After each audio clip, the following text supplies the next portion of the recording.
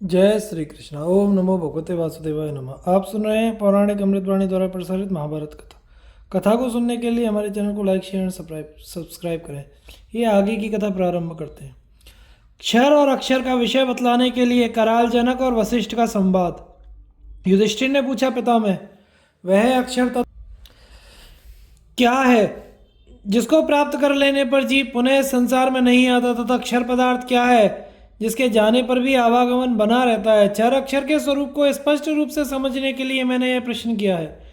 वेदों के विद्वान ब्राह्मण, महाभाग, ऋषि तथा महात्मा यतियों ने आपको ज्ञान का खजाना बतलाया है। अब सूर्य के दक्षिणायन में रहने के थोड़े ही दिन बाकी हैं। उत्तरायण आते ही आप परम धाम को पधारेंगे। फिर हम लोग यह कल्याणमयी वार्ता किससे सुनेंगे? आपके इन अमृतमय वचनों को सुनकर मुझे तृप्ति नहीं होती, अतः आप मुझे क्षर अक्षर का विषय बतलाइए। भीष्म जी ने कहा, युधिष्ठिर, इस विषय में कराल जनक और वशिष्ठ के संवाद रूप एक प्राचीन इतिहास का वर्णन करता हूँ। एक समय की बात है, सूर्य के समान तेजस्वी मुनिवर वशिष्ठ अपने आश्रम पर विराजमान थे। वहां राजा कराल जनक ने पहुंचकर उन्हें हाथ जोड़कर प्रणाम किया और विनय युक्त मधुर वाणी में कहा, भगवान, जहां से ज्ञानी पुरुषों का पुनरावर्तन नहीं होता, उस सनातन ब्रह्म के स्वरूप का मैं वर्णन सुनना चाहता हूँ। इसके सिवा जो क्षर कहा गया है उसका, तथा जिसमें इस जगत का लय होता है, उस निर्विकार आनंद स्वरूप और कल्याण में अक्षर तत्व का भी ज्ञान प्राप्त करना चाहता हूँ। अतः आप इस विषय का उपदेश करें।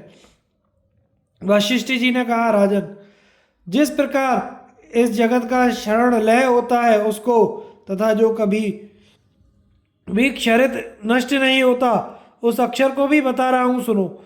देवताओं के 12,000 वर्षों का एक चतुर्युग होता है।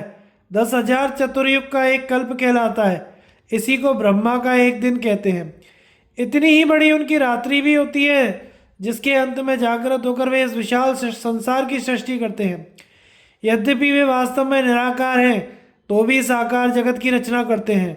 उनमें अणिमा आदि शक्तियों का स्वाभाविक निवास है। वे अविनाशी ज्योतिर्मय परमेश्वर हैं, सब और हाथ पैर वाले, सब और नेत्र, सिर और मुख वाले तथा सब और कान वाले हैं, क्योंकि वे संसार में सबको व्याप्त करके स्थित हैं। वे ही भगवान हिरण्यगर्भ हैं। उन्हीं को बुद्धि कहते हैं। वे ही योग शास्त्र में महान विरंची और अज्ज के नाम से पुकारे जाते हैं, तथा सांख्य शास्त्र में भी उनके अनेकों नामों का वर्णन आता है। उनके नाना प्रकार के बहुत से अद्भुत रूप हैं। वे विश्व के आत्मा और एकाक्षर कहलाते हैं। नानात्मक जगत उनसे व्याप्त है। उन्होंने अपने ही स्वरूपों से तीनों लोकों की सृष्टि की है। बहुत से रूप धारण करने के कारण उन्हें विश्व रूप कहते हैं। वे महातेजस्वी भगवान आत्मशक्ति से महतत्व की सृष्टि करके फिर अहंकार और उसके अभिमानी देवता प्रजापति को उत्पन्न करते हैं। इनमें निराकार से साकार रूप में प्रकट होने वाले प्रजापति को तो विद्या सर्ग कहते हैं, और महतत्व एवं अहंकार को अविद्या सर्ग। अविधि, ज्ञान, विधि, कर्म की उत्पत्ति भी उसी परमात्मा से हुई है। श्रुति या शास्त्र के अर्थ का विचार करने वाले विद्वानों ने उन्हें विद्या और अविद्या बतलाया है। अहंकार से जो सूक्ष्म भूतों की सृष्टि होती है, उसे तीसरा सर्ग समझना चाहिए। राजस, तामस और सात्विक भेद से 3 प्रकार के अहंकारों से एक चौथी सृष्टि उत्पन्न होती है, उसे वैकृत सर्ग कहते हैं। आकाश, वायु, तेज, जल और पृथ्वी, ये 5 महाभूत तथा शब्द, स्पर्श, रूप, रस और गंध, ये 5 विषय वैकृत सर्ग के अंतर्गत हैं। इन 10 की उत्पत्ति एक ही साथ होती है। 5वां भौतिक सर्ग है। इसके अंतर्गत आँख, कान, नाक, त्वचा, जिह्वा, ये 5 ज्ञानेंद्रियां तथा वाणी, हाथ, पैर, गुदा और लिंग, ये 5 कर्मेंद्रियां हैं। मन सहित इन सबकी उत्पत्ति भी एक ही साथ होती है। ये 24 तत्व संपूर्ण प्राणियों के शरीर में मौजूद रहते हैं। तत्वदर्शी ब्राह्मण इनके यथार्थ स्वरूप को जानकर कभी शोक नहीं करते। त्रिभुवन में जितने देहधारी हैं, उन सब में इन्हीं तत्वों के समुच्चय को देह समझना चाहिए। देवता, मनुष्य, दानव, यक्ष, भूत, गंधर्व, किन्नर, सर्प, चारण, पिशाच, देवर्षि, निशाचर, दंश, कीट, मच्छर, दुर्गंधित कीड़े, चूहे, कुत्ते, चांडाल, हिरन, पुलकस, मलेच्छ, हाथी, घोड़े, गधे, सिंह, वृक्ष और गौ आदि के रूप में जो कुछ मूर्तिमान पदार्थ हैं, सब में इन्हीं तत्वों का दर्शन होता है। पृथ्वी, जल और आकाश में ही प्राणियों का निवास है और कहीं नहीं। यह संपूर्ण 5 भौतिक जगत व्यक्त कहलाता है और प्रतिदिन इसका स्खलन होता है। इसलिए इसको क्षर कहते हैं। इसके अतिरिक्त जो तत्व है उसे अक्षर कहा गया है।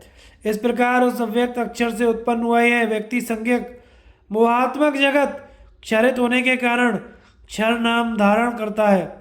क्षर तत्वों में सबसे पहले महतत्व की ही सृष्टि हुई है, यही क्षर का परिचय है। राजन, तुमने जो पूछा था उसके अनुसार मैंने यह क्षर अक्षर के विषय का वर्णन कर दिया है। वशिष्ठ जी द्वारा जीव की अज्ञता का वर्णन। वशिष्ठ जी कहते हैं, राजन, जीव अज्ञानवश एक देह से दूसरे देह को धारण करता हुआ हजारों बार जन्म ग्रहण करता है। वह गुणों के संबंध से कभी सहस्त्रों प्रकार की त्रेग योनियों में, कभी देवताओं की योनि में जन्म लेता है।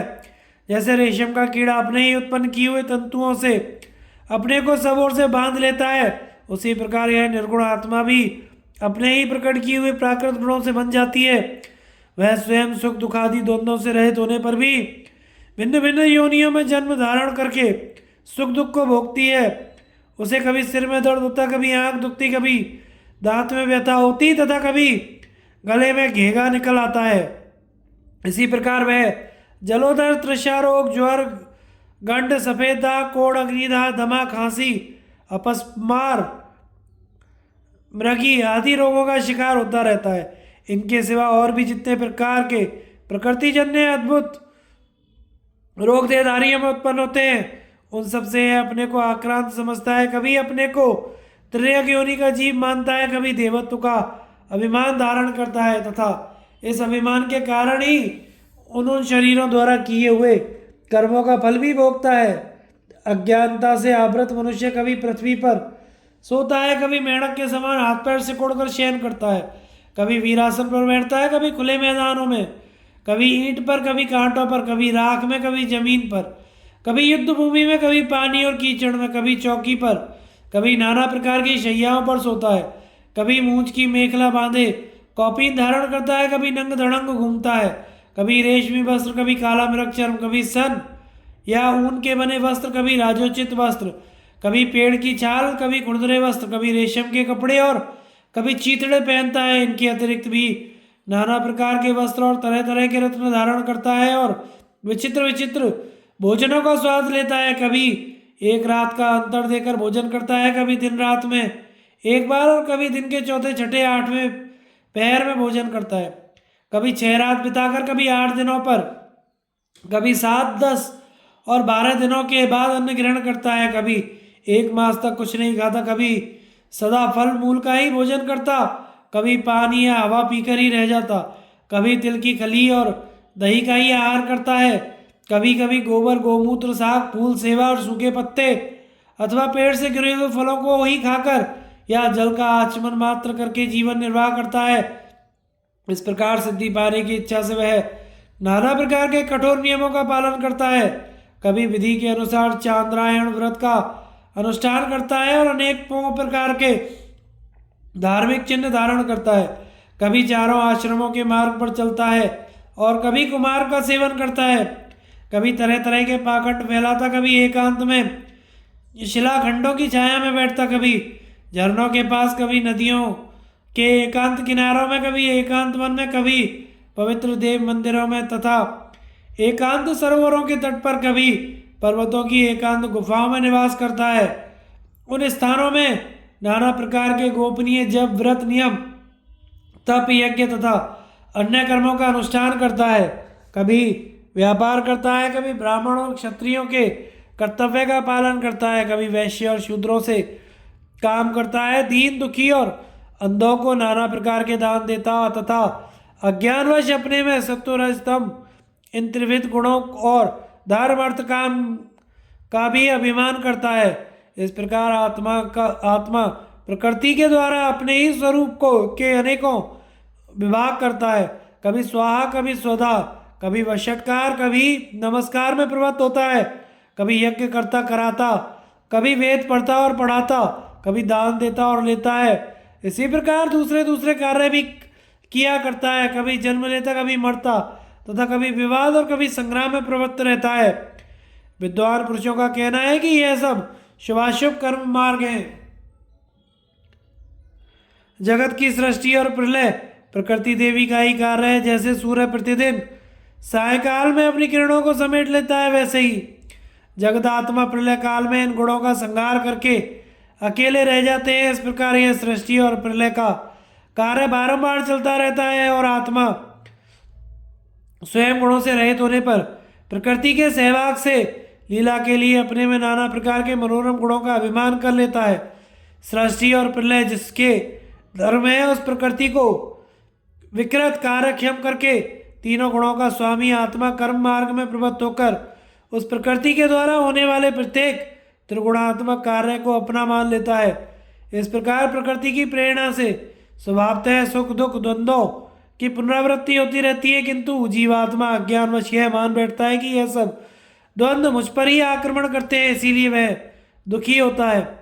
लिंग शरीर से हीन होने पर अपने को उसके युक्त मानता है तथा काल धर्म से रहित होकर भी अपने को काल धर्मी मरणशील सत्व से भिन्न होकर कभी सत्वरूप और तत्व से रहित होकर भी तत्व स्वरूप समझता है। यद्यपि क्षेत्र से विलक्षण है तो भी अपने को क्षेत्र मानता है। सृष्टि से उसका कोई संबंध नहीं है तो भी समूची सृष्टि को अपनी ही समझता है। वह कहीं गमन नहीं करता तो भी अपने को आने जाने वाला मानता है। इसी प्रकार अज्ञानी जीव अपने को अजन्मा होकर भी जन्म लेने वाला, निर्भय होकर भी भयभीत और अक्षर अविनाशी होकर भी अक्षर नाशवान समझता है। इस तरह अज्ञान के कारण और अज्ञानी पुरुषों का संग करने से जीवन का निरंतर पतन होता है तथा उसे करोड़ों बार जन्म लेने पड़ते हैं। वह पशु पक्षी मनुष्य तथा देवताओं की योनियों में हजारों बार मर मरकर जन्म धारण किया करता है। आत्मा की प्रकृति से भिन्नता तथा योग और सांख्य का मत। राजा जनक ने कहा, भगवान, जैसे पुरुष के बिना स्त्री और स्त्री के बिना पुरुष संतान उत्पन्न नहीं कर सकते, दोनों के ही संबंध से ही देह की उत्पत्ति होती है, इसी प्रकार प्रकृति और पुरुष भी सदा एक दूसरे से संबद्ध होकर ही सृष्टि करते हैं।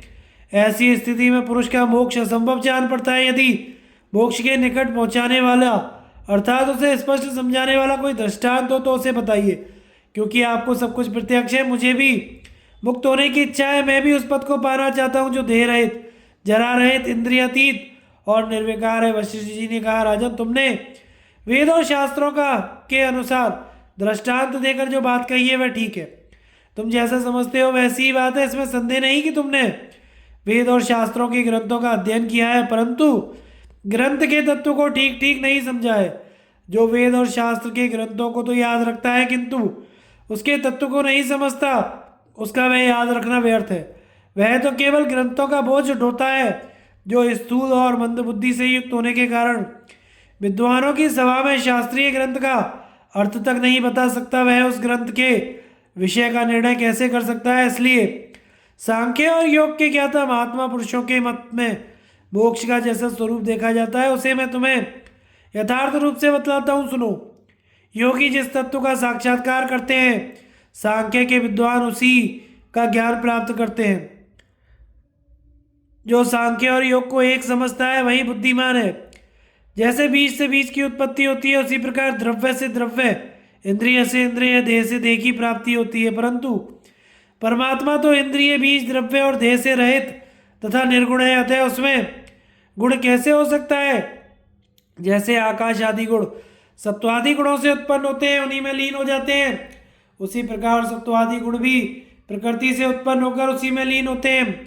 आत्मा तो जन्म मृत्यु से रहित अनंत सबका दृष्टा और निर्विकार है। वह सत्वादि गुणों में केवल आत्मा विमान करने के कारण ही गुण स्वरूप कहलाता है। गुण तो गुणवान में ही रहते हैं, निर्गुण आत्मा में गुण कैसे रह सकते हैं? अतः गुणों के स्वरूप को जानने वाले विद्वान पुरुष का यही सिद्धांत है कि जब तक जीवात्मा प्राकृतिक गुणों में अपने पन का अभिमान छोड़ देता है, उस समय देह आदि आत्म बुद्धि का परित्याग करके अपने विशुद्ध परमात्मा स्वरूप का साक्षात्कार करता है। अतः सांख्य और योग के विद्वान कहते हैं कि जो सत्वादि गुणों से रहित अव्यक्त नियामक निर्गुण अंतर्यामी नित्य और सबका अधिष्ठाता है, वह परमात्मा प्रकृति और उसके गुणों से विलक्षण 25वां तत्व है। जिस समय ज्ञानी पुरुष इस अव्यक्त तत्व को ठीक ठीक समझ लेते हैं उस समय उन्हें ब्रह्म के स्वरूप की प्राप्ति हो जाती है। सदा एक रूप में स्थित रहने वाला परमात्मा अक्षर है और नाना रूप में प्रतीत होने वाला जगत क्षर कहलाता है। इस प्रकार यह क्षर अक्षर का स्वरूप बतलाया गया है। जनक ने पूछा, मुनिवर, आपने अक्षर को एक रूप और क्षर को अनेक रूप बतलाया है, किंतु अब भी मुझे इन दोनों के स्वरूप के विषय में संदेह बना ही रह गया है। यद्यपि आपने क्षर और अक्षर को समझने के लिए कई युक्तियां बतलाई हैं, किंतु मैं अस्थिर बुद्धि होने के कारण उन्हें भूल सा गया हूँ। इसलिए इस नानात्व और एकत्व रूप दर्शन को पुनः सुनना चाहता हूँ। क्षर, अक्षर, सांख्य, योग और भेद अभेद का विषय पूर्ण रूप से बताइए। वशिष्ठ जी ने कहा, राजन, तुम जो जो बातें पूछ रहे हो उन सबका उत्तर दूंगा। इस समय विशेषतः योग विधि का वर्णन कर रहा हूँ, सुनो। योग का प्रधान कर्तव्य है ध्यान। यही योगियों का परम बल है। योग के विद्वान मन की एकाग्रता और प्राणायाम, ये ध्यान के दो भेद बतलाते हैं। प्राणायाम भी सगुण और निर्गुण भेद से दो प्रकार का है, मल त्याग, मूत्र त्याग और भोजन। इन तीन कालों को छोड़कर बाकी समय में योगाभ्यास करना चाहिए। योग का साधक मन के द्वारा इंद्रियों को विषयों से हटाकर शुद्ध भाव से स्थित हो जाए और मनीषी पुरुषों ने जिन्हें 24 तत्वों से परे अविनाशी बतलाया है, उस परमात्मा का ध्यान करे। उसे सब प्रकार की आसक्तियों का त्याग करके मिताहारी और जितेंद्रिय होना चाहिए तथा रात्रि के पहले और पिछले भाग में मन को आत्मा में एकाग्र करना चाहिए। जब योगी मन के द्वारा संपूर्ण इंद्रियों को तथा बुद्धि के द्वारा मन को स्थिर करके पत्थर की भांति अविचल हो जाए, सूखे कांट की भांति निष्कंप और पर्वत की तरह स्थिर रहे, तभी वह योग युक्त कहलाता है। जिस समय उसे सुनने, सूंघने, स्वाद लेने, देखने और स्पर्श करने का ज्ञान नहीं रहता, जब मन में किसी प्रकार का संकल्प नहीं उठता तथा काष्ठ की भांति स्थित होकर वह किसी भी वस्तु का अभिमान या सुदबुद्ध नहीं रखता, उसी समय उसे अपने शुद्ध स्वरूप को प्राप्त एवं योग युक्त कहते हैं। उस अवस्था में वह वायु रहित स्थान में बिना हिले डुले जलने वाले दीपक की भांति निश्चल भाव से प्रकाशित होता है। लिंग शरीर से उसका कोई संपर्क नहीं रहता। ऐसे योग सिद्ध पुरुष की ऊपर नीचे अथवा मध्य में कहीं भी गति नहीं होती। ध्याननिष्ठ योगी को अपने हृदय में धूम रहित अग्नि, किरणमालाओं से मंडित सूर्य और बिजली के समान तेजस्वी आत्मा का साक्षात्कार होता है। धैर्यवान मनीषी, वेद वेदता और महात्मा ब्राह्मण ही उस अजन्मा अमृत स्वरूप ब्रह्म का दर्शन कर पाते हैं। वह ब्रह्म अणु से भी अणु और महान से भी महान कहा गया है। संपूर्ण प्राणियों के भीतर वह अंतर्यामी रूप से अवश्य स्थित रहता है, तो भी किसी को दिखाई नहीं देता। शुद्ध बुद्धि से ही उसका साक्षात्कार होता है। वह महान अज्ञान अंधकार से परे है, इसलिए वेद के पारगामी सर्वज्ञ पुरुषों ने उसे तमोनुद अज्ञान नाशक कहा है। वह निर्मल, अज्ञान रहित, लिंग रहित और उपाधि शून्य परमात्मा कहा गया है। यही योगियों का योग है। इसके सिवा योग का और क्या लक्षण हो सकता है। इस तरह साधना करने वाले योगी सबके दृष्टा अजर अमर परमात्मा का दर्शन करते हैं। यहाँ तक कि मैंने तुम्हें योग दर्शन बतलाया है, अब सांख्य का वर्णन करता हूँ। यह विचार प्रधान दर्शन है। राजन, प्रकृतिवादी विद्वान मूल प्रकृति को अव्यक्त कहते हैं। उससे दूसरा तत्व प्रकट हुआ जिसे महतत्व कहते हैं। महतत्व से अहंकार नामक तीसरे तत्व की उत्पत्ति हुई है। अहंकार से सूक्ष्म भूतों की 5 तन्मात्राएं शब्द, स्पर्श, रूप, रस, गंध प्रकट हुई हैं। इन 8 को प्रकृति कहते हैं। इनसे 16 तत्वों की उत्पत्ति होती है जिन्हें विकार या विकृति कहते हैं। 5 ज्ञानेंद्रियां, 5 कर्मेंद्रियां, 11वां मन और 5 स्थूल भूत, यही 16 विकार हैं। सांख्य शास्त्र के विद्वानों का कहना है कि ये प्रकृति और उसके विकार ही सांख्य शास्त्र के 24 तत्व हैं। जो तत्व जिससे उत्पन्न होता है उसका उसी में लय भी होता है। प्रकृति परमात्मा के सन्निधान से अनुलोम क्रम के अनुसार तत्वों की रचना करती है। अर्थात प्रकृति से महतत्व, महतत्व से अहंकार, अहंकार से सूक्ष्म भूत आदि के क्रम से सृष्टि होती है, किंतु उनका संहार विलोम क्रम से होता है। अर्थात पृथ्वी का जल में, जल का तेज में, तेज का वायु में लय होता है। इस तरह सभी तत्व अपने अपने कारण में लीन होते हैं। जैसे समुद्र से उठी हुई लहरें फिर उसी में शांत हो जाती हैं, उसी तरह संपूर्ण तत्व अनुलोम क्रम से उत्पन्न होकर विलोम क्रम से लीन होते हैं। इस प्रकार प्रकृति से ही जगत की उत्पत्ति और उसी में उसका लय होता है। इतना ही सृष्टि और प्रलय का विषय है। तत्ववेत्ता पुरुष को इसी प्रकार प्रकृति के एकत्व और नानात्व का ज्ञान प्राप्त करना चाहिए। प्रलय काल में तो वह एक रूप में रहती है और सृष्टि के समय नाना रूप धारण करती है। इसी तरह पुरुष भी प्रलय काल में एक रूप में रहता है, किंतु सृष्टि के समय प्रकृति को प्रेरित करने के कारण ही उसकी अनेकता से वह स्वयं भी अनेक सा प्रतीत होता है। परमात्मा ही प्रकृति के नाना रूपों में परिणित करता है।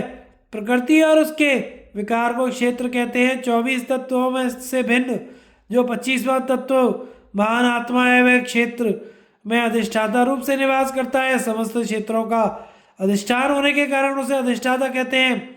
वह अव्यक्त संज्ञक संपूर्ण क्षेत्रों को जानता है, इसलिए क्षेत्रज्ञ कहलाता है और प्राकृत शरीर में अंतर्यामी रूप से प्रविष्ट है, इसलिए पुरुष नाम धारण करता है। वास्तव में क्षेत्र अन्य वस्तु है और क्षेत्रज्ञ अन्य। क्षेत्र अव्यक्त है और क्षेत्रज्ञ उसका ज्ञाता। 25वां तत्व आत्मा है। यही सांख्य दर्शन है। सांख्यवादी प्रकृति को ही जगत का कारण मानते हैं और इसके 24 तत्वों का यथार्थ ज्ञान प्राप्त करते हैं। फिर उससे भिन्न जो 25वां तत्व आत्मा है, उसका ज्ञान होता है। जिस समय पुरुष अपने को प्रकृति से भिन्न जान लेता है, उसी समय वह केवल ब्रह्म रूप में स्थित हो जाता है।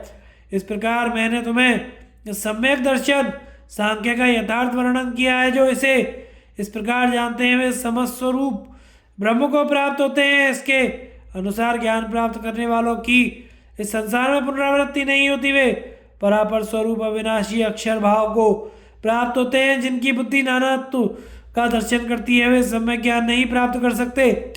ऐसे लोगों को बारंबार शरीर धारण करना पड़ता है। संपूर्ण जगत को अव्यक्त कहते हैं और 25वां तत्व आत्मा उससे भिन्न है। उसे जो जानता है, उन्हें आवागमन का भय नहीं होता। बुद्धिमान पुरुष जब यह जान लेता है कि मैं अन्य हूं और यह प्रकृति मुझसे भिन्न है, तब प्रकृति का त्याग कर देने के कारण वह अपने शुद्ध स्वरूप में स्थित होता है। उस समय वह प्रकृति से मिला हुआ प्रतीत होने पर भी वास्तव में उससे भिन्न देखा जाता है। जब वह प्राकृत गुण समुदाय प्रीति नहीं रखता, उस समय दृष्टा के रूप में स्थित होकर परमात्मा का दर्शन पा जाता है, फिर उसका त्याग नहीं करता। जिस समय जीवात्मा को विवेक होता है, उस समय वह यूँ पश्चाताप सा करने लगता है, ओ मैंने यह क्या किया। जैसे मछली अज्ञानवश स्वयं ही जाल में फंसकर फंस जाती है।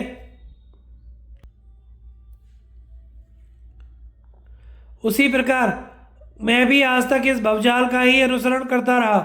जिस तरह मत्स्य पानी को ही अपने जीवन का मूल समझकर एक तालाब से दूसरे तालाब को जाता है, उसी तरह मैं भी अज्ञानवश एक देह से दूसरे देह में भटकता रहा।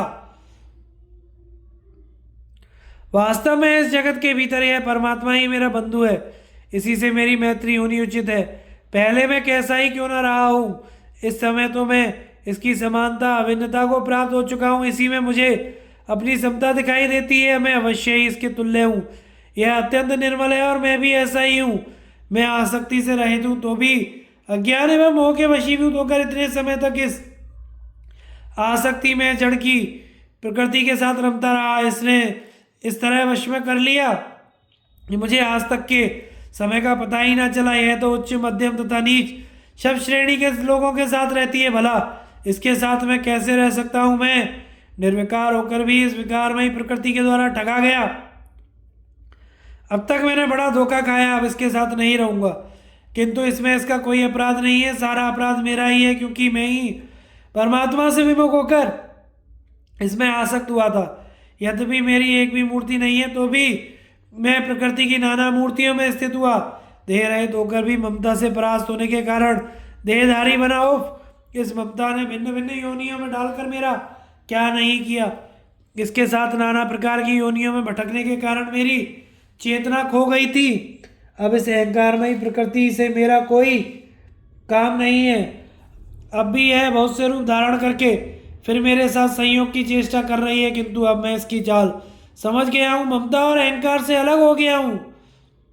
अब तो इसको और इसकी ममता को त्याग कर निरामय परमात्मा की शरण लूंगा और उन्हीं की समता प्राप्त करूंगा। इस जड़ प्रकृति की समानता नहीं धारण करूंगा। परमात्मा के साथ एकता होने में ही मेरा कल्याण है। इस प्रकृति के साथ रहने में नहीं। इस प्रकार उत्तम विवेक के द्वारा अपने शुद्ध स्वरूप का ज्ञान प्राप्त कर 24 तत्वों से परे 25वां आत्मा अक्षर भाव विनाशशीलता का त्याग करके निरामय अक्षर भाव को प्राप्त होता है। राजन, वेदों में जैसा वर्णन किया गया है उसके अनुरूप यह अक्षर अक्षर का विवेक कराने वाला ज्ञान मैंने तुम्हें सुनाया है। अब संदेह रहे सूक्ष्म तथा अत्यंत निर्मल है। अब मैं पुनः जो बता रहा हूं उसे ध्यान देकर सुनो।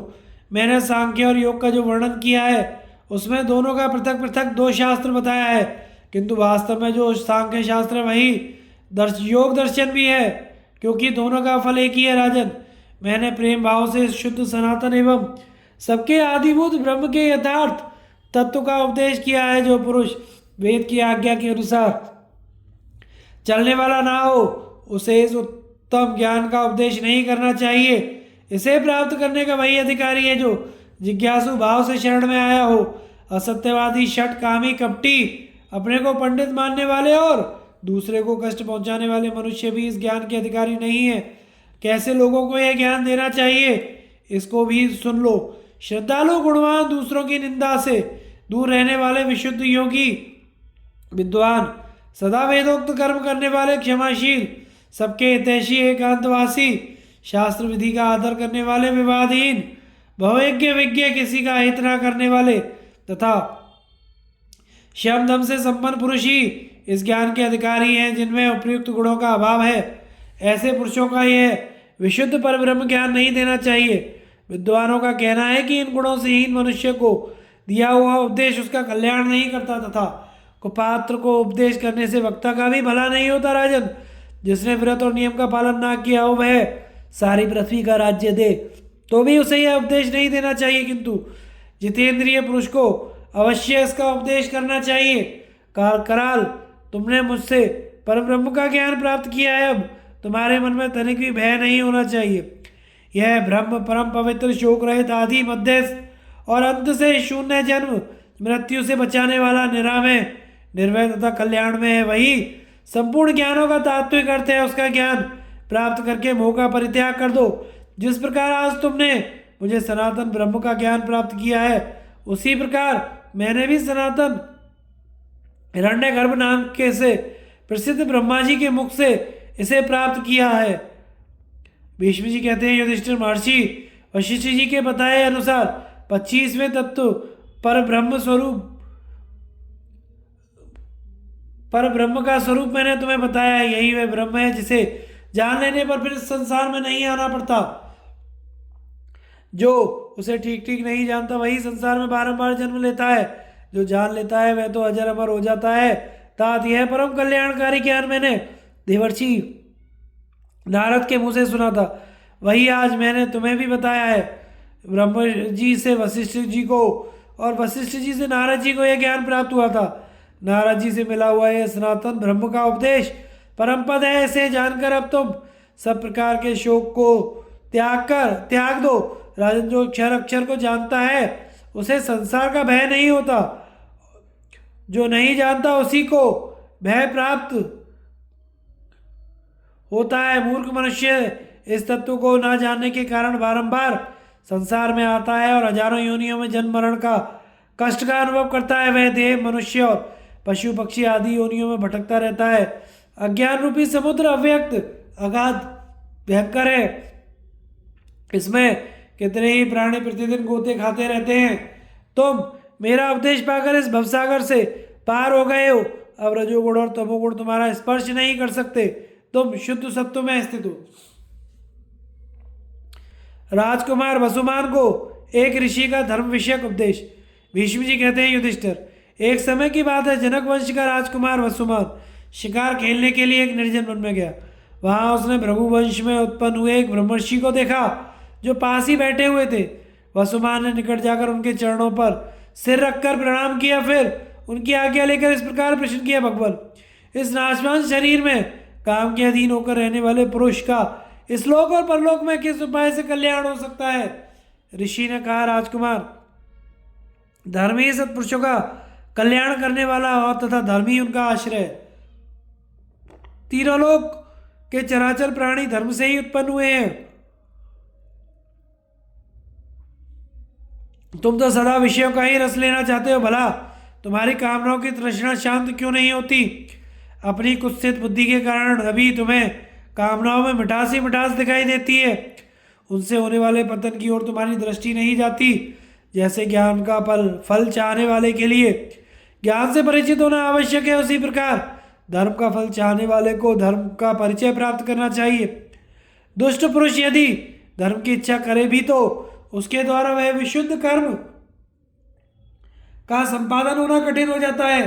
साधु पुरुष यदि धर्मानुष्ठान की इच्छा करे तो उसके लिए कठिन से कठिन कर्म भी सहज हो जाते हैं। मन में रहकर भी जो ग्रामीण सुख का उपभोग करना चाहता है उसको ग्रामीण ही समझना चाहिए, तथा गांवों में रहकर भी जो वनवासी मुनियों कैसे बर्ताव में को ही सुख मानता है उसकी गिनती वनवासियों में ही करनी चाहिए। पहले निवृत्ति और फिर प्रवृत्ति जो में जो गुण और अवगुण है उसका तुम अच्छी तरह निश्चय कर लो। फिर एकाग्रचित होकर श्रद्धा पूर्वक मन, वाणी तथा शरीर द्वारा धर्म का अनुष्ठान करो। प्रतिदिन नियम और पवित्रता का पालन करते हुए अच्छे देश और काल में साधु और पुरुषों को प्रार्थना और सत्कार पूर्वक अधिक से अधिक दान करना चाहिए और उनमें दोष दृष्टि नहीं रखनी चाहिए। शुभ कर्मों द्वारा प्राप्त हुआ धन सत्पात्र को अर्पण करना चाहिए। क्रोध त्याग कर दान देना चाहिए और देने के बाद पश्चाताप अथवा दान का बखान नहीं करना चाहिए। दयालु, पवित्र, जितेंद्रिय, सत्यवादी, अति सरल, योनि और कर्म से शुद्ध वेद वेदता ब्राह्मण ही दान के लिए उत्तम पात्र हैं। अपनी ही जाति के उत्तम कुल में उत्पन्न हुई पति द्वारा सम्मानित पतिव्रता स्त्री भी उत्तम योनि मानी गई है। इसी प्रकार ऋग्वेद, यजुर्वेद और सामवेद का विद्वान होकर सदा 6 कर्मों यजन, याजन, अध्ययन, अध्यापन, दान और प्रतिग्रह का अनुष्ठान करने वाला ब्राह्मण कर्म से शुद्ध एवं उत्तम पात्र बताया गया है। इस प्रकार देश, काल और पात्र का विचार करके दिए हुए दान से धर्म होता है। देश काल आदि का विचार न करने पर पात्र और क्रिया की विशेषता वही दानदाता के लिए अधर्म के रूप में परिणत हो जाता है। जो मनुष्य अपने दोषों का नाश करके धर्म का आचरण करता है उसको धर्म परलोक में सुख पहुंचाता है। मैंने सभी प्राणियों के मन में अच्छे और बुरे विचार रहते हैं। मनुष्य को चाहिए कि चित्त को अशुभ विचारों की ओर हटाकर शुभ विचारों में लगावे। अपने वर्ण और आश्रम के अनुसार सबके द्वारा सब जगह किए जाने वाले सब प्रकार के कर्मों का आदर करे। तुम भी अपने धर्म के अनुसार सब जिस कर्म में अनुराग हो उसका इच्छा अनुसार पालन करो। मन को स्थिर करो, बुद्धिमान और शांत बनो तथा प्राज्ञ पुरुषों के समान आचरण करो। जो सत्पुरुषों का संग करता है उसे उन्हीं के प्रताप से ऐसे उपाय की प्राप्ति हो सकती है जो लोक और परलोक में भी कल्याण करने वाला हो। धरती मन की स्थिति ही कल्याण का मूल है। राजर्षि महाविष धरतीमान न होने के कारण ही स्वर्ग से नीचे गिरे और राजा ययाति पुण्य क्षीण हो जाने के बाद धरती के बल से ही उत्तम लोगों को प्राप्त हुए। तुम भी धर्मज्ञ एवं तपस्वी विद्वानों की सेवा करो, इससे तुम्हारी बुद्धि बढ़ेगी और तुम्हें कल्याण प्राप्त हो जाएगा। मुनि के इस उपदेश को सुनकर राजकुमार वसुमन ने अपने मन को कामनाओं से हटाकर धर्म में लगा लिया। याज्ञवल्क्य का राजा जनक को उपदेश। सांख्य मत के अनुसार सृष्टि, प्रलय और गुणों का वर्णन। युधिष्ठिर ने कहा, पितामह, जो धर्म अधर्म से रहित, संशय शून्य, जन्म मृत्यु से मुक्त, पाप पुण्य से ही नित्य निर्भय, कल्याण में और अक्षय, अव्यय, पवित्र और कलेश रहित तत्व है उसका आप हमें उपदेश कीजिए। भीष्म जी ने कहा, भारत, इस विषय में तुम्हें जनक याज्ञवल्क्य का संवाद रूप एक प्राचीन इतिहास सुनाता हूँ।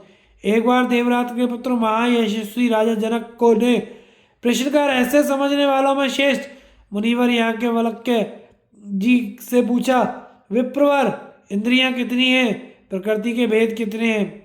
उससे परे कारण ब्रह्म का क्या स्वरूप है? उससे भी परे निर्गुण तत्व क्या है? सृष्टि और प्रलय का क्या स्वरूप है? ये सब बताने की कृपा कीजिए। मैं आपका कृपा पात्र और अज्ञानी हूँ, इसलिए प्रश्न करता हूँ। आप ज्ञान के भंडार हैं, अतः आप ही से इन सब विषयों को सुनने की इच्छा है।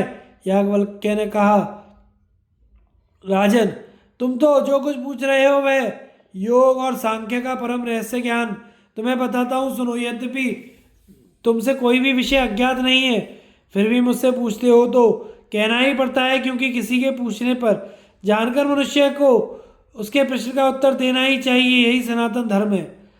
प्रकृति यहाँ 8 हैं, उनके विकार 16। आध्यात्म शास्त्र के विद्वानों ने अव्यक्त, महतत्व, अहंकार, पृथ्वी, वायु, आकाश, जल और तेज, इन 8 तत्वों को प्रकृति बतलाया है। अब विकार के नाम सुनो। आँख, कान, नाक, जिह्वा, त्वचा, वाक, हाथ, पैर, गुदा, लिंग, शब्द, स्पर्श, रूप, रस, गंध, इनमें हस्तपादादि कर्मेंद्रियां और शब्दादि स्पर्शेंद्रियां विषय विषेक कहलाते हैं, तथा नेत्र आदि ज्ञानेंद्रियों को सविशेष कहते हैं। ये सब मिलकर 15 इंद्रियां हैं और इनके साथ 16वां मन है। ये 16 ही विकार कहे गए हैं राजन। अव्यक्त प्रकृति से महतत्व, समबुद्धि, समष्टि बुद्धि की उत्पत्ति होती है। इससे विद्वान पुरुष पहली और प्राकृत सृष्टि कहते हैं। महतत्व से अहंकार प्रकट होता है, यह दूसरा सर्ग है, जिसे बुद्धियात्मक सृष्टि कहते हैं। अहंकार से मन प्रकट होता है, जिससे तीसरी अहंकारिक सृष्टि कहते हैं। मन से 5 महाभूत उत्पन्न हुए हैं, इसे चौथी मानसी सृष्टि कहते हैं।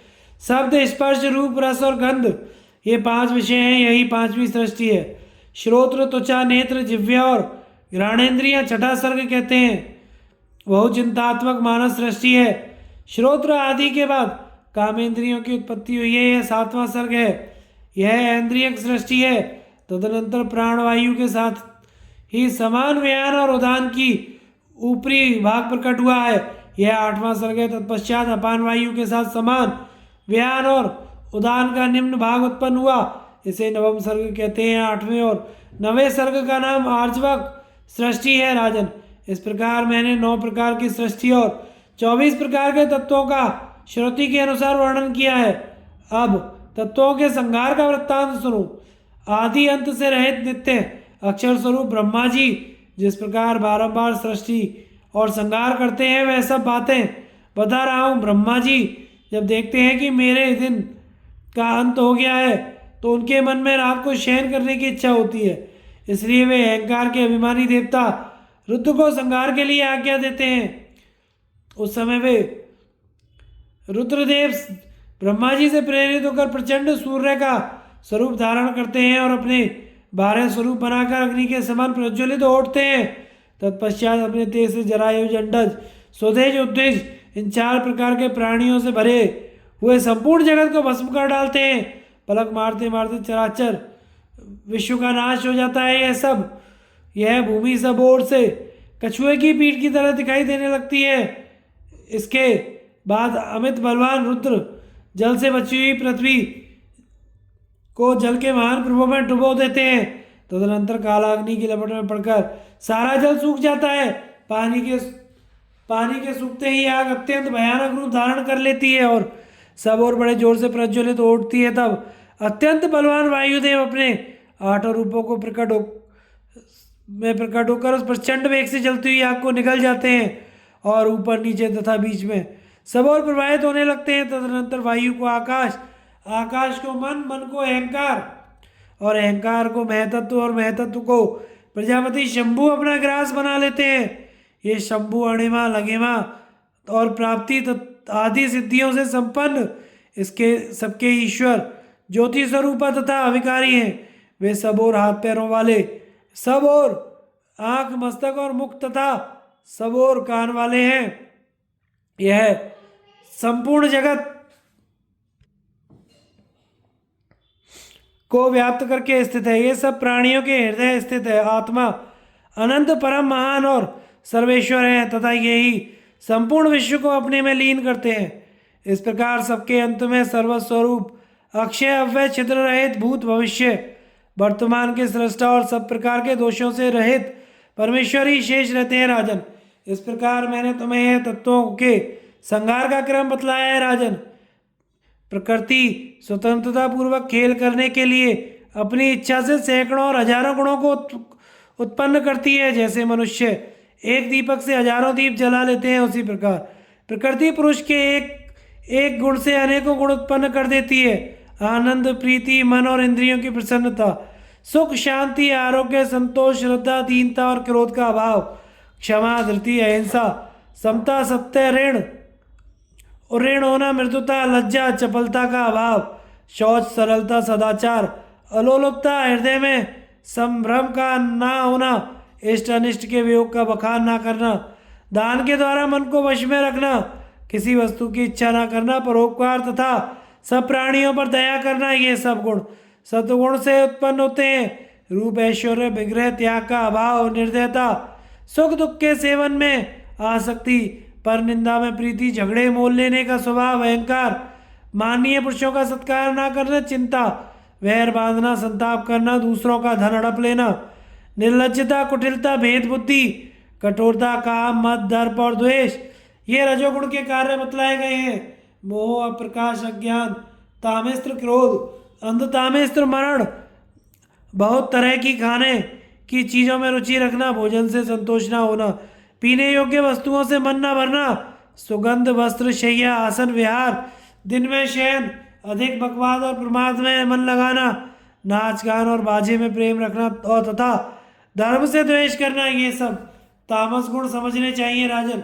सत्व, रज और तम, ये प्रकृति के 3 गुण हैं। आध्यात्म शास्त्र का विचार करने वाले विद्वान कहते हैं कि सात्विक पुरुष को उत्तम, रजोगुणी को मध्यम और तमोगुणी को अधम स्थान की प्राप्ति होती है। केवल पुण्य करने से ही मनुष्य ऊर्ध्वलोक में गमन करता है। पुण्य और पाप दोनों के अनुष्ठान से मृत्यु लोक में जन्म लेता है। केवल पापाचार करने पर उसे अधोगति नरक में गिरना पड़ता है। अब मैं सत्व, रज और तम, इन तीनों गुणों के द्वंद्व और सन्निपात का वर्णन करता हूँ, सुनो। सत्वगुण के साथ रजोगुण, रजोगुण के साथ तमोगुण और तमोगुण के साथ सत्वगुण का मेल देखा जाता है। केवल सत्वगुण से युक्त व्यक्ति मनुष्य को देवलोक की प्राप्ति होती है। रजोगुण और सत्वगुण दोनों से युक्त होने पर वह मनुष्य योनि में जन्म पाता है तथा रजोगुण और तमोगुण से युक्त जीव को त्रियक योनि में जन्म लेना पड़ता है, जिसमें तीनों गुणों का संयोग रहता है। उसका भी मनुष्य योनि में ही जन्म होता है। किंतु जो पुण्य और पाप से रहित होते हैं उन महात्माओं को अक्षय, विकारी, अमृत में एवं सनातन स्थानों की प्राप्ति होती है। वह उत्तम पद ज्ञानियों को ही सुलभ होता है। राजा जनक ने पूछा, महामते, प्रकृति और पुरुष दोनों आदि अंत से रहित, मूर्तिहीन और अचल हैं। दोनों के ही गुण प्रक्रम में हैं तथा दोनों ही निर्गुण और अग्राह्य हैं, बुद्धि के अगोचर हैं। एक को क्यों आपने अचेतन बताया और दूसरे को चैतन्य युक्त क्षेत्रज्ञ कहा है? आप पूर्णतया मोक्ष धर्म का सेवन करते हैं, इसलिए आप ही के मुँह से मुझे सारा का सारा मोक्ष धर्म सुनने की इच्छा है। पुरुष के अस्तित्व, केवलत्व और प्रकृति से भिन्नत्व का स्पष्टीकरण कीजिए। देह का आश्रय ग्रहण करने वाले इंद्रिय देवताओं के संबंध की बात बताइए तथा मरने वाले जीव के प्राणों का जब उत्क्रमण होता है तो उसे किस स्थान की प्राप्ति होती है, इस पर भी प्रकाश डालिए।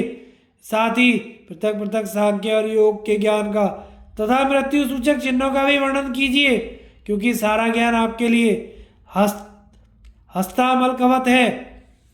याज्ञवल्क्य ने कहा, राजन, त्रिगुणमयी प्रकृति और गुणातीत पुरुष का यथार्थ तत्व मैं बता रहा हूँ, सुनो।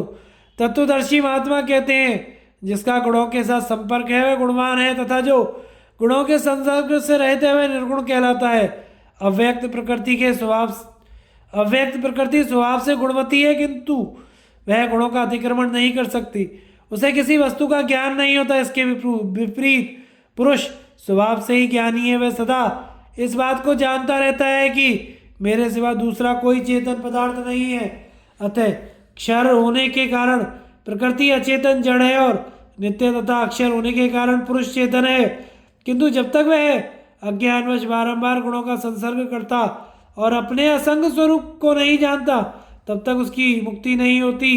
वह अपने को प्रकृति प्रजा का कर्ता मानने के कारण प्रकृति धर्मी कहलाता है।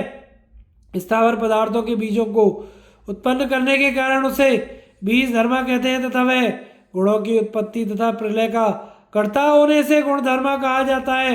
आध्यात्म शास्त्र को जानने वाले सिद्ध यति साक्षी और अद्वितीय होने के कारण पुरुष को केवल प्रकृति के संग से रहित मानते हैं। उसे सुख दुख का अनुभव तो अभिमान के कारण होता है। वह कारण रूप से नित्य और अव्यक्त है तथा कार्य रूप से नित्य और व्यक्त है। संपूर्ण प्राणियों पर दया करने वाले और केवल ज्ञान का सहारा लेने वाले कुछ सांख्य के विद्वान प्रकृति को एक और पुरुष को अनेक मानते हैं। पुरुष प्रकृति से भिन्न और नित्य है तथा अव्यक्त प्रकृति पुरुष से भिन्न एवं अनित्य है। जैसे सींग से मूंछ अलग होती है, उसी प्रकार प्रकृति भी पुरुष से भिन्न है। जैसे गूलर और उसके कीड़े एक साथ होने पर भी अलग अलग समझे जाते हैं, जिस प्रकार कमल दूसरी वस्तु है और पानी दूसरी, पानी के स्पर्श से कमल लिप्त नहीं होता, उसी प्रकार पुरुष भी प्रकृति से भिन्न और असंग है। गंवार लोग इनके सहवास और निवास को ठीक ठीक नहीं समझ पाते। जो प्रकृति और पुरुष एक दूसरे से भिन्न नहीं जानते, वे बारंबार घोर नरक में पड़ते हैं। इस प्रकार मैंने तुम्हें सांख्य शास्त्र का मत बतलाया है। सांख्य के विद्वान इसी प्रकार प्रकृति और पुरुष की भिन्नता का विचार करके कैवल्य को प्राप्त हो गए हैं। योग तथा मृत्यु सूचक चिन्हों का वर्णन। याज्ञवल्क्य जी कहते हैं, राजन, मैं सांख्य संबंधी ज्ञान तो तुम्हें बता चुका, अब योग शास्त्र का ज्ञान सुनो। सांख्य के समान कोई ज्ञान नहीं है और योग के समान दूसरा कोई बल नहीं है। दोनों का ही लक्ष्य एक है और दोनों ही मृत्यु का नाश करने वाले हैं। जो इन दोनों शास्त्रों को सर्वथा भिन्न मानते हैं वे अज्ञानी है। मैं तो विचार के द्वारा पूर्ण निश्चय करके दोनों को एक ही समझता हूँ। योगी जिस तत्व का साक्षात्कार करते हैं, सांख्य के विद्वान भी उसी ज्ञान को प्राप्त करते हैं। जो सांख्य और ज्ञान को एक समझता है वही तत्व वेदता है। योग साधना में रुद्र प्राण शक्ति की प्रधानता है। प्राण को अपने वश में कर लेने पर योगी इसी शरीर से दसों दिशाओं में स्वच्छंद विचरण कर सकते हैं। जब तक योगी का स्थूल शरीर रहता है तब तक वह योग बल से सूक्ष्म शरीर के द्वारा लोकांतरों में विचरण करता है। स्थूल देह को त्याग देने पर उसे परम सुखरूप मोक्ष की प्राप्ति हो जाती है। मनीषी पुरुषों का कहना है कि वेद में स्थूल और सूक्ष्म दो प्रकार के योगों का वर्णन है। स्थूल योग अणिमा आदि 8 प्रकार की सिद्धि प्रदान करने वाला है और सूक्ष्म योग यम नियम आसन प्राणायाम प्रत्याहार धारणा ध्यान और समाधि इन 8 गुणों अंगों से युक्त है। योग का प्रधान कर्तव्य है प्राणायाम, जो सगुण और निर्गुण भेद से 2 प्रकार का होता है। मन की धारणा के साथ किया जाने वाला प्राणायाम सगुण है और प्राणों इंद्रियों के निग्रह पूर्वक मन को समाधि में एकाग्र कर निर्गुण प्राणायाम कहलाता है। सगुण प्राणायाम मन को निर्गुण वृत्ति शून्य करके स्थिर करने में सहायक होता है। इस तरह प्राणायाम द्वारा मन को वश में करके शांत जितेंद्रिय होकर एकांतवास करने वाले आत्माराम ज्ञानी को परमात्मा का ध्यान करना चाहिए। शब्द स्पर्श रूप रस गंध ये इंद्रियों के 5 दोष हैं। इन दोषों को दूर करें, फिर संपूर्ण इंद्रियों को मन में स्थिर करके लय और विक्षेप को शांत करें। मन को अहंकार में, अहंकार को बुद्धि में और बुद्धि को प्रकृति में स्थापित करें। इस प्रकार सबका लय करके केवल उस परमात्मा का ध्यान करना चाहिए जो रजोगुण से रहित, निर्मल, नित्य, अनंत, शुद्ध, छिद्र रहित, कूटस्थ, अंतर्यामी, अवेद्य, अजर, अमर, अविकारी, सबका शासन करने वाला और सनातन ब्रह्म है। राजन, अब समाधि में स्थित हुए योगी के लक्षण सुनो। जैसे तृप्त हुआ मनुष्य सुख से सोता है, उसी प्रकार योग युक्त पुरुष के चित्त में सदा प्रसन्नता रहती है। वह समाधि से व्रत नहीं होना चाहता, यही उसकी प्रसन्नता की पहचान है। जैसे तेल से भरा हुआ दीपक वायु शून्य स्थान में एक तार जलता रहता है, उसकी शिखा स्थिर भाव से ऊपर की ओर उठी रहती है, उसी तरह समाधि निष्ठ योगी भी अस्थिर होता है। जैसे बादल की बरसाई हुई बूंदें के आघात से पर्वत चंचल नहीं होता, वैसे ही अनेकों विक्षेप आकर योगी को विचलित नहीं कर सकते। उसके पास बहुत से शंख नगाड़ों की ध्वनि हो और तरह तरह के गाने बजाने किए जाएं तो भी उसका ध्यान भंग नहीं हो सकता। यही उसकी सुदृढ़ समाधि की पहचान है। जैसे सावधान पुरुष दोनों हाथों में तेल से भरा कटोरा लेकर सीढ़ी पर चढ़े, उस समय बहुत से मनुष्य हाथ में तलवार लेकर उसे डराने धमकाने लगे तो भी वह उनके डर से एक बूंद भी तेल गिरने नहीं देता। उसी प्रकार योग की ऊंची स्थिति को प्राप्त हुआ एकाग्रचित्त योगी इंद्रियों की स्थिरता के कारण समाधि से विचलित नहीं होता। योग सिद्ध महात्मा के ऐसे ही लक्षण समझने चाहिए। जो अच्छी प्रकार समाधि में स्थिर हो जाता है वह अविनाशी पर ब्रह्म का साक्षात्कार करता है। इस साधना के द्वारा मनुष्य देह त्याग के पश्चात केवल प्रकृति के संसर्ग से रहित पर ब्रह्म परमात्मा को प्राप्त हो जाता है। यही योगियों का योग है। इसे जानकर मनीषी पुरुष अपने को कृतार्थ समझते हैं।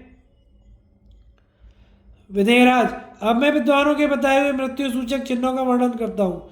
जिस पुरुष को अरुंधति या ध्रुव नाम का तारा, जिसे उसने पहले कभी देखा हो, ना दिखाई पड़े तथा पूर्ण चंद्रमा का मंडल और दीपक की शिखा दाहिने भाग से खंडित जान पड़े, वह केवल 1 वर्ष तक जीवित रह सकता है। जो लोग दूसरों के नेत्रों में अपनी परछाई ना देख सकें, उनकी आयु भी 1 वर्ष तक ही शेष समझनी चाहिए। जिसकी बहुत बड़ी चढ़ी कांति भी फीकी पड़ जाए, बुद्धि नष्ट हो जाए, स्वभाव में भारी भारी उलटफेर हो जाए, जो काले रंग का होकर भी पीला पड़ने लगे तथा देवताओं का अनादर और ब्राह्मणों के साथ विरोध करता हुआ 6 महीने से अधिक नहीं जी सकता। जो मनुष्य सूर्य और चंद्रमा को मकड़ी के जाले के चक्र के समान छिद्रयुक्त देखता है तथा देव मंदिर में बैठकर वहां की सुगंधित वस्तु में भी सड़े मुर्दे की सी दुर्गंध का अनुभव करता है, वह 7 दिन में ही मृत्यु को प्राप्त हो जाता है। जिसकी नाक और कान टेढ़े हो जाए, दांत और नेत्रों का रंग बिगड़ जाए, जिसे बेहोशी होने लगे, जिसका शरीर ठंडा पड़ जाए तथा जिसकी बाईं आंख से अकस्मात आंसू बहने लगे, मस्तक से धुआं उठने लगे, उसकी तत्काल मृत्यु हो जाती है। इन मृत्यु सूचक चिन्हों को जानकर मन को वश में रखने वाला साधक रात दिन परमात्मा का ध्यान करे और मृत्यु काल की बाट जोता रहे। ऐसा करने से वह उस सनातन पद को प्राप्त करता है जो अशुद्ध चित्त वाले पुरुषों के लिए दुर्लभ है और जो अक्षय अजन्मा और अचल विकारी पूर्ण तथा कल्याण में है। याज्ञवल्क्य द्वारा मोक्ष धर्म का वर्णन। याज्ञवल्क्य जी कहते हैं, राजन, तुमने जो अव्यक्त पर ब्रह्म के विषय में प्रश्न किया है वह बड़ा ही गूढ़ है, ध्यान देकर सुनो। पहले की बात है, मैंने बड़ी भारी तपस्या करके भगवान सूर्य की आराधना की थी। एक दिन उन्होंने प्रसन्न होकर कहा, ब्रह्मर्षि, तुम्हारी जो इच्छा हो वर मांग लो, दुर्लभ होने पर भी वह वर तुम्हें दूंगा, क्योंकि तुम्हारे कठोर तप से मैं बहुत प्रसन्न हुआ हूँ और मेरी प्रसन्नता प्राय दुर्लभ है। यह सुनकर मैंने कहा, भगवान, मुझे यजुर्वेद का ज्ञान नहीं है, अतः मैं शीघ्र ही उसका ज्ञान प्राप्त करना चाहता हूँ। तब भगवान सूर्य ने कहा, विप्रवर, मैं तुम्हें यजुर्वेद प्रदान करता हूँ। तुम अपना मुंह खोलो, बाघ देवता सरस्वती तुम्हारे भीतर प्रवेश करेंगी। उनकी आज्ञा से मैंने अपना मुख फैलाया और उसमें सरस्वती जी प्रवेश कर गईं। उनके प्रवेश करते ही मेरे शरीर में जलन होने लगी। उसे शांत करने के लिए मैं पानी में घुस गया। मुझे जलन से कष्ट पाता देख भगवान सूर्य ने कहा, तात, थोड़ी देर तक और कष्ट सहन कर लो, फिर यह जलन अपने आप शांत हो जाएगी। कुछ ही देर में जब मैं पूर्ण शांत हो गया तो भगवान ने कहा, द्विजवर, पारकीय शाखाओं और उपनिषदों के सहित संपूर्ण वेद तुम्हारे भीतर प्रतिष्ठित होंगे तथा तुम संपूर्ण शतपथ का भी प्रणयन संपादन करोगे। इसके बाद तुम्हारी बुद्धि मोक्ष में स्थिर होगी और तुम उस अभीष्ट पद को प्राप्त करोगे जिसे सांख्य वेत्ता तथा योगी भी प्राप्त करना चाहते हैं। यह कहकर भगवान सूर्य चले गए और मैं उनका कथन सुनकर अपने घर लौट आया। वहाँ आकर बड़ी प्रसन्नता के साथ मैंने सरस्वती देवी का स्मरण किया। मेरे स्मरण करते ही स्वर और व्यंजन वर्णों से विभूषित सरस्वती देवी ओंकार को आगे करके मेरे सामने प्रकट हो गई। तब मैंने उनके तथा भगवान सूर्य के निमित्त अर्घ्य निवेदन किया और उन्हीं का चिंतन करता हुआ बैठ गया। उस समय बड़े हर्ष के साथ मैंने रहस्य संग्रह और परिशिष्ट भाग सहित समस्त शतपथ का संकलन किया। तत्पश्चात मेरे 100 शिष्यों ने मुझसे उस शतपथ का अध्ययन किया। इस प्रकार सूर्यदेव के द्वारा उपदेश की हुई 15 शाखाओं का ज्ञान प्राप्त करके मैंने इच्छा अनुसार वेद तत्व का ज्ञान चिंतन किया। एक समय वेदांत ज्ञान में कुशल विश्वावसु नामक गंधर्व सत्य एवं सर्वोत्तम ज्ञातव्य वस्तु का क्या है, इस बात का विचार करते हुए मेरे पास आए। आकर उन्होंने मुझसे वेद विषयक कई प्रश्न किए। तब मैंने उनसे कहा, गंधर्वराज, समस्त भूत जिससे उत्पन्न होते हैं और जिसमें लीन हो जाते हैं, उस वेद प्रतिपाद्य के परमात्मा को नहीं जानते हुए बारंबार जन्म लेते और मरते रहते हैं। सांगोपांग वेद पढ़कर भी जिसे वेद का परमेश्वर ज्ञान नहीं होता। तब मैंने उनसे कहा, गंधर्वराज, समस्त भूत जिससे उत्पन्न होते हैं और जिसमें लीन हो जाते हैं, उस वेद प्रतिपाद्य गे परमात्मा को जो नहीं जानते, वे बारंबार जन्म लेते और मरते रहते हैं। सांगोपांग वेद पढ़कर भी जिसे वेद परमेश्वर का ज्ञान नहीं हुआ तथा वेदता होकर भी जिसने वेद अवैधिक तत्व नहीं जाना, वह मूर्ख केवल शास्त्र ज्ञान का बोझ ढोने वाला है। पुरुष को तत्पर होकर बुद्धि के द्वारा प्रकृति और पुरुष का ज्ञान प्राप्त करना चाहिए, जिससे बारंबार उसे जन्म मरण के चक्कर में ना पड़ना पड़े। संसार में जन्म मरण की परंपरा कभी नहीं टूटती और वैदिक कर्मकांड में बताए हुए सभी कर्म नश्वर हैं। यह सोचकर नाशवान कर्मों को त्याग दे और अक्षय धर्म के सेवा में संलग्न हो जाए। जो पुरुष सदा परमात्मा के स्वरूप का विचार करता रहता है, वह प्रकृति के बंधन से मुक्त होकर 26वें तत्वरूप परमेश्वर को प्राप्त कर लेता है। अज्ञानी मनुष्य 25वें तत्वरूप जीवात्मा और सनातन परमात्मा को भिन्न भिन्न मानते हैं, किंतु साधु पुरुषों की दृष्टि में दोनों एक हैं। परम पद की इच्छा रखने वाले सांख्य के विद्वान और योगी भी जन्म और मृत्यु के भय से जीवात्मा और परमात्मा में भेद दृष्टि नहीं रखते। विश्वावसु ने कहा, विप्रवर, आपने 25वें तत्व जीवात्मा को परमात्मा से अभिन्न बतलाया है, किंतु जीवात्मा वास्तव में परमात्मा है या नहीं, इस विषय में संदेह है। आप इस बात का स्पष्ट वर्णन कीजिए। मैंने मुनिवर जैगी, शव्य, असित, देवल, पाराशर, वार्षिकण्य, भृगु, पंचशिख, कपिल, शुक्र, गौतम, आश्रीशेण, गर्ग, नारद, आसुरी, पुलस्त्य, सनत कुमार तथा अपने पिता कश्यप जी के मुख से भी पहले इस विषय का प्रतिपादन सुना था। उसके बाद रुद्र, विश्वरूप, अन्य देवता, पितर तथा दैत्यों से इसका ज्ञान प्राप्त किया। ये सब विद्वान ज्ञेय तत्व को पूर्ण और नित्य बतलाते हैं। अब मैं इस विषय में आपके विचार सुनना चाहता हूँ, क्योंकि आप विद्वानों में श्रेष्ठ, शास्त्रों के वक्ता तथा अत्यंत बुद्धिमान है। ऐसा कोई विषय नहीं है जिसे आप ना जानते हो। वेदों के तो आप भंडारी माने जाते हैं। देवलोक और पितृलोक में भी आपकी प्रसिद्धि है। ब्रह्मलोक में गए हुए ब्राह्मण तथा महर्षि भी आपकी महिमा का वर्णन करते हैं। साक्षात भगवान सूर्य ने आपको वेद पढ़ाया है तथा आपने संपूर्ण सांख्य और योग शास्त्र का भी ज्ञान प्राप्त किया है, इसमें तनिक भी संदेह नहीं। आप समस्त चराचर को जानकर पूर्ण ज्ञानी हो चुके हैं, इसलिए आपके मुख से ही उस तत्व ज्ञान को सुनना चाहता हूँ। तब मैंने कहा, गंधर्व श्रेष्ठ, तुम बड़े मेधावी हो। इस समय मुझसे जो कुछ पूछ रहे हो उसका शास्त्रीय उत्तर सुनो। प्रकृति जड़ है, उसे 25वां तत्व जीवात्मा जानता है, किंतु वह जीवात्मा को नहीं जानती। सांख्य और योग के विद्वान प्रकृति को प्रधान कहते हैं। साक्षी पुरुष विवेक दृष्टि से 24वें तत्व प्रकृति को, 25वें अपने को और 26वें परमात्मा को देखता है, किंतु यदि जीवात्मा यह अभिमान करता है कि मुझसे बढ़कर कोई नहीं है, तो वह देखता हुआ भी परमात्मा को नहीं देख पाता।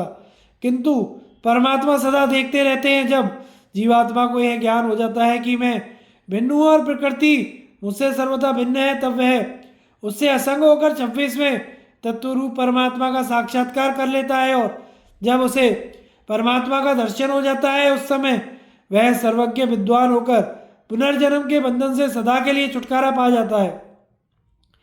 विश्वावसु ने कहा, याज्ञवल्क्य जी, आपने सब देवताओं के आदि कारण ब्रह्म के विषय में जो यथावत वर्णन किया है, वह सत्य, शिव, सुंदर तथा सबका कल्याण करने वाला है। आपका मन सदा इसी प्रकार ज्ञान में स्थित रहे। अच्छा, आपका भला हो, अब मैं जाता हूँ। यों कहकर विश्वावसु ने सौम्य दृष्टि से मेरी ओर देखा और बड़े हर्ष से मेरा अभिनंदन किया। फिर मेरी प्रदक्षिणा करके वे स्वर्गलोक को चले गए। राजा जनक, ब्रह्मादि देवताओं के लोक में, पृथ्वी पर तथा पाताल में रहकर जो लोग कल्याण में मोक्ष मार्ग का आश्रय लिए हुए थे, उन सबको विश्वावसु ने मेरे बताए हुए ज्ञान का उपदेश किया था। सांख्य ज्ञान में निष्ठा रखने वाले सांख्यवेत्ता, योग धर्म का पालन करने वाले योगी तथा अन्य मोक्षाभिलाषी मनुष्य हैं। उन सब के लिए यह ज्ञान प्रत्यक्ष फल देने वाला है। ज्ञान से ही मोक्ष होता है, अज्ञान से नहीं। इसलिए यथार्थ ज्ञान का अनुसंधान करना चाहिए, जिसके द्वारा अपने को जन्म मृत्यु रूप बंधन से छुटकारा मिल सके। ब्राह्मण, क्षत्रिय, वैश्य, शूद्र अथवा नीच योनि में उत्पन्न हुए पुरुष से यदि ज्ञान मिल सके तो प्राप्त करके मनुष्य उस पर सदा श्रद्धा रखे, क्योंकि श्रद्धालु में जन्म और मृत्यु का प्रवेश नहीं होता। ब्रह्म से उत्पन्न होने के कारण सभी वर्ण ब्राह्मण हैं। ब्रह्मा के मुख से ही ब्राह्मण, बाहु से क्षत्रिय, नाभि से वैश्य और पैरों से शूद्र की उत्पत्ति हुई है। अतः किसी भी वर्ण को ब्रह्म से भिन्न नहीं समझना चाहिए। मनुष्य अज्ञानता के कारण ही कर्मानुसार योनियों में जन्म लेते हैं और मरते हैं। उनका भयंकर अज्ञान ही उन्हें नाना प्रकार की प्राकृतिक योनियों में गिराता है। अतः सब ओर से ज्ञान प्राप्त करने का ही प्रयत्न करना चाहिए। यह तो मैं तुमसे बता ही चुका हूँ कि सभी वर्ण के लोग अपने अपने आश्रम में रहते हुए ही ज्ञान प्राप्त कर सकते हैं। ब्राह्मण हो या क्षत्रिय आदि दूसरा कोई भी वर्ण हो जो ज्ञान में स्थित होता है, उसके लिए मोक्ष नित्य प्राप्त है। राजन, तुमने जो पूछा था उसका यथार्थ उत्तर मैंने दे दिया। अब तुम्हें शोक का परित्याग कर देना चाहिए, तुम्हारा कल्याण हो। जाओ, जैसे बने इस ज्ञान में पारंगत बनो।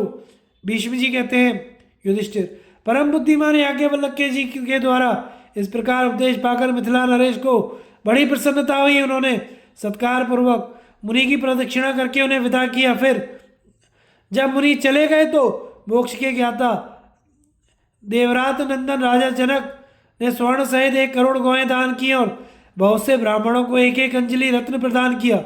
तदनंतर मिथिला का राज्य पुत्र को सौंप दिया और वे स्वयं यति धर्म का पालन करने लगे। उन्होंने संपूर्ण सांख्य और योग शास्त्र का स्वाध्याय करके यह निश्चय किया कि मैं अनंत हूँ। फिर धर्म अधर्म, पुण्य पाप, सत्य असत्य तथा जन्म मृत्यु को प्रकृतिजन्य एवं मिथ्या समझकर केवल अपने शुद्ध स्वरूप को ही नित्य माना। राजन, सांख्य और योग के विद्वान अपने अपने शास्त्रों में वर्णित लक्षणों के अनुसार उस ब्रह्म को इष्ट अनिष्ट से मुक्त, स्थिर, परात्पर, नित्य एवं पवित्र मानते हैं। अतः तुम भी उसे जानकर पवित्र हो जाओ। जो कुछ दिया जाता है, जो प्राप्त होता है, जो देता है, जो ग्रहण करता है, वह सब एकमात्र आत्मा ही है, उसके सिवा और है ही क्या। सदा ऐसी ही मान्यता रखो। इसके विपरीत विचार को मन में ना लाओ। जिसे अव्यक्त प्रकृति का ज्ञान ना हो, सगुण निर्गुण परमात्मा की पहचान ना हो, उस पुरुष को यज्ञों का अनुष्ठान तथा तीर्थों का सेवन करना चाहिए। स्वाध्याय तप अथवा यज्ञ से परमात्मा की प्राप्ति नहीं होती। ये तो उसके तत्व को जानने में सहायक होते हैं। इनके द्वारा परमात्मा को जानकर मनुष्य महिमान्वित होता है। महतत्व की उपासना करने वाले महतत्व को और अहंकार के उपासक अहंकार को प्राप्त होते हैं, किंतु महतत्व और अहंकार से भी श्रेष्ठ कोई स्थान है जिसको प्राप्त करना सबके लिए आवश्यक है। जो शास्त्र के अनुसार चलने वाले हैं वही प्रकृति से पर, नित्य जन्म मरण से रहित, मुक्त एवं सदसत्व स्वरूप परमात्मा का ज्ञान प्राप्त करते हैं। युधिष्ठिर, यह ज्ञान मुझे तो राजा जनक से मिला और जनक को याज्ञवल्क्य जी से प्राप्त हुआ। ज्ञान सबसे उत्तम साधन है, यज्ञ इसकी समानता नहीं कर सकते। मनुष्य ज्ञान के सहारे इस दुर्गम भवसागर को पार हो जाते हैं, यज्ञ के द्वारा वे इसके पार नहीं जा सकते। अतः तुम प्रकृति से पर, महत्व, पवित्र, कल्याण में निर्मल मोक्ष स्वरूप ब्रह्म का ज्ञान प्राप्त करो। ज्ञान यज्ञ की उपासना करने से तुम निश्चय ही तत्वज्ञानी ऋषि बन जाओगे। पूर्व काल में याज्ञवल्क्य ने राजा जनक को जिस उपनिषद ज्ञान का उपदेश दिया था, उसका मनन करने से मनुष्य सनातन अविनाशी शुभ अमृतमयी तथा शोक रहित ब्रह्म को प्राप्त हो जाता है। धन्यवाद।